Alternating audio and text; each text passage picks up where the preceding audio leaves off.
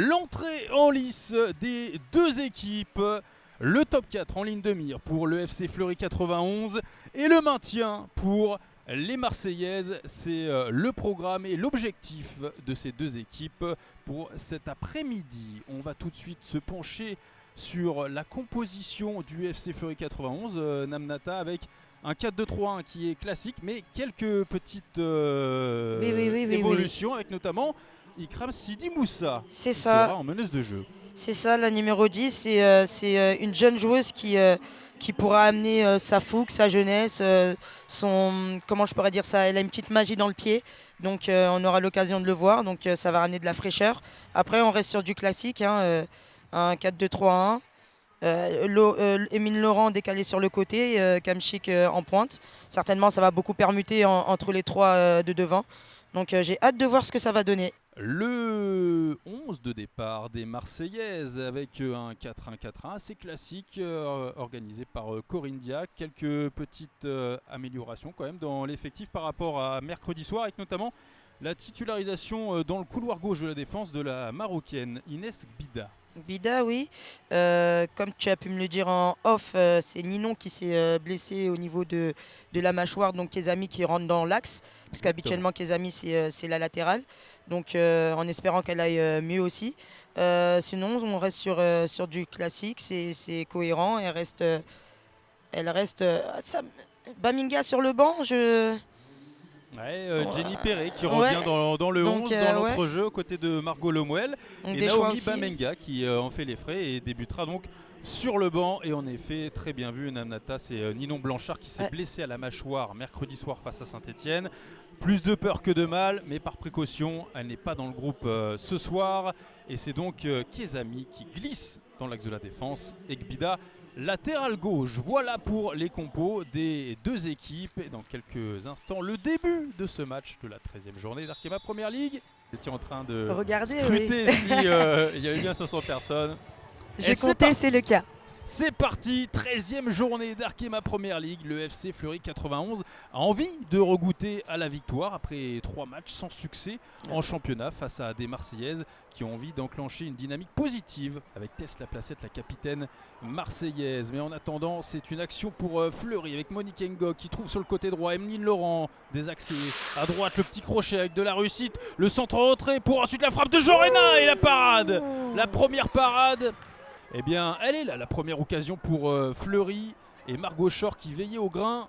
Et quelle occasion, Florent, c'est dépassement de fonction de Jorena qui reprend bien le centre en retrait d'Émile Laurent. Qui va repasser sur Hilary Diaz, contrôle un petit peu approximatif. Bourdieu qui s'arrache, qui se bat pour récupérer le ballon. Gratter ce ballon. Ouh, attention, la mauvaise relance de Tess Laplacette et ensuite Emeline Laurent qui a devancé la sortie de Margot Chor et il s'en est fallu de quelques centimètres pour que la grosse boulette, l'erreur de Tess Laplacette ne coûte très cher aux Marseillaises. Ah oui, à mon avis, elle a tellement l'habitude de faire ce geste, mais c'est tellement bien senti par l'attaquante Laurent, on sent qu'elle est en confiance. Ça, c'est quand un attaquant sent ce genre de situation-là, c'est qu'elles sont dans le vrai. Il en a fallu de peu pour qu'elle puisse marquer le premier but de la partie. La récupération haute avec Margot Lemuel, la proposition côté droit, c'est bien joué. Mélissa Herrera qui pénètre dans la surface, le centre en retrait d'Herrera et la frappe de Bourdieu qui n'attrape pas le cadre. Et attention peut-être au compte pour les Marseillaises, on a essayé d'alerter immédiatement Mathilde Bourdieu, mais le ballon est directement arrivé sur Inès Jorena. Le ballon écarté côté droit avec Mefometou, le centre qui faillit surprendre Margot Chor. Et Cindy Caputo qui était tout près de reprendre du pied gauche. C'est ça, un peu trop juste. Ce centre très aérien de Mefometou. Il lui manque vraiment quelques centimètres, une pointure peut-être. Tu choses du combien, Florent? Moi, je sais pas si j'aurais été utile sur cette occasion. Parce que les deux blocs sont bien en place, hein, mine de rien. Donc les blocs défensifs sont bien en place. Donc tactiquement, c'est plutôt bien huilé. En effet, des deux côtés. Oh, le petit centre au second poteau avec Emeline Laurent qui s'est jetée, bien gênée par Gbida au second poteau. Alors est-ce qu'il y a eu contact dans la surface sur ce petit centre vicieux de Caputo? Kamchik qui est trop courte au premier poteau et ensuite non. Elle rate toutes les deux le ballon. Ouais. Je rappelle que Fleury a été au Attention Havre. la gardienne. Attention encore Margot Shore. Failli se mettre dans une situation compliquée. Le ballon récupéré par Kamchik, pas en position de hors-jeu. La frappe de la Polonaise. Oh quel but d'Ewelina Kamchik qui sort de la torpeur. l'Essonne Stadium. Le match qui était un petit peu redescendu en intensité, mais quel pétard d'Ewelina Kamchik, ça fait 1-0 pour Fleury. Ah tu l'as dit Florent, le pétard dans la lucarne, incroyable, la frappe, le petit crochet là sur le côté déjà c'est bien, c'est suite à l'erreur de la gardienne, elle réussit à récupérer haut là le petit crochet avec beaucoup de réussite aussi, mais derrière c'est instinctif, hein, c'est pas calculé, c'est la frappe lourde dans la lucarne et c'est dedans. Exactement. Rappel, tu le disais à juste titre, au départ c'est la relance hasardeuse de la gardienne italienne. Et attention Sidi Moussa, le centre au second poteau, la sortie du point de Margot Shore, mais le ballon reste dans les pieds. La frappe ensuite contrée et Falon Mefometou qui expédie ce ballon hors cadre à l'angle de la surface. Elle va s'exiler côté gauche et essayer de trouver une solution pour centrer. Et elle va obtenir rien du tout, si ce n'est la fin de cette première période. Sur ce score de 1-0 pour Fleury face aux Marseillaises. Un but superbe d'Ewelina Kamchik, une frappe dans la lucarne.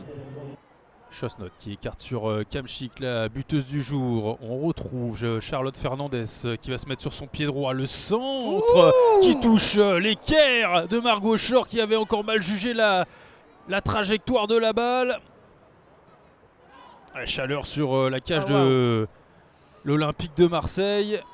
Ce centre pied droit de Charlotte Fernandez qui est venu fracasser le poteau de Margot Shore.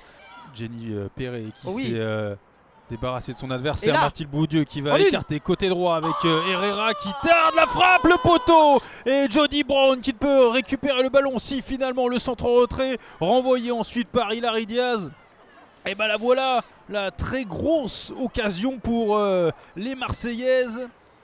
J'ai pensé à un moment qu'elle avait fait le contrôle de trop, Herrera, sur sa frappe croisée. Moi aussi, j'ai anticipé, j'ai dit en une parce qu'il y avait du monde en retrait et le petit ballon. Encore Bourdieu qui s'infile dans la surface. Mathilde Bourdieu, déséquilibré. Pas de pénalty sifflé par Alexandra Collin. Et qui va venir... non, elle va pas revenir sur sa décision. Quel numéro de Mathilde Bourdieu? Le 1-2 avec Jody Brown. Il me semble que Charlotte Fernandez est bien en retard sur Mathilde Bourdieu. Sur ce ralenti, ça me semblait plutôt clair. On dirait qu'il y a pénalty. Ouais, forcément, Tesla Placette qui vient protester auprès d'Alexandra Collin, pas contente Mathilde Bourdieu. Elle peut, et ça n'engage que moi, mais à mon sens il y a pénalty sur cette remise. Oui, la trajectoire de la balle ne change pas. Absolument pas le ballon. Charlotte Fernandez vient toucher Mathilde Bourdieu. Il y a pénalty. Malheureusement pas sifflé par Alexandra Collin. La frappe croisée malgré tout sur le poteau et ensuite... sauf qu'il peut dans la défense et dégagement d'Hilary Diaz. On est reparti de l'autre côté avec Shana Chosnot, le centre en retrait. Émile Laurent, la frappe juste à côté. La réponse Floria Cumoise qui a failli doucher les espoirs marseillais sur ce débordement de Shana Chosnot. Et cette frappe trop croisée qui vient mourir à quelques centimètres du poteau de Margot Shore. On va le revoir sur ce ralenti. Ah oui, là l'accélération avec Chosnot, encore ses centres en retrait. Encore une fois, qui prend un revers toute la défense, notamment Laura Bourgoin. Émile Laurent, le terrain n'aide pas. Ça passe vraiment à quelques centimètres. Et le coup franc, tiré par Jenny Perret, la frappe lourde. Boxer des points par Constance Picot, vigilante. Peu de travail jusqu'à présent, mais elle répond présente. La gardienne internationale française de Fleury, car cette frappe pure et puissante de Jenny Perret partait très bien.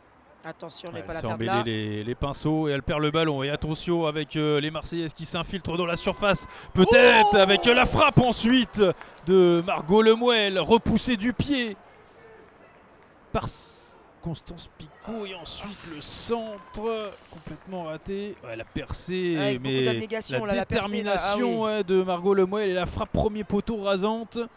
Et c'est Tesla Placette qui va frapper ce corner rentrant. Donc de son pied droit, proposition au premier poteau d'Herrera, ce sera finalement tiré directement au premier poteau. Et l'égalisation!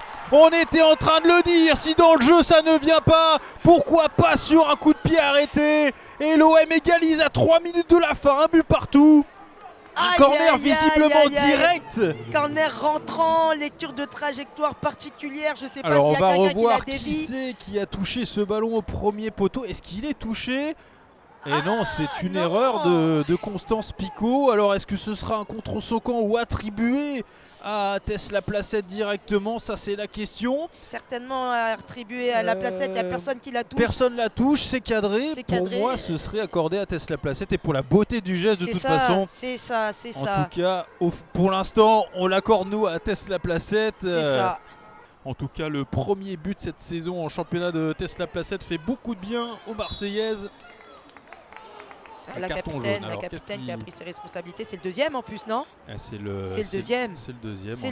Pour, le carton rouge. Le carton rouge pour Shanna Chosnot qui rentre tête basse directement au vestiaire. Elle qui était rentrée en cours de jeu.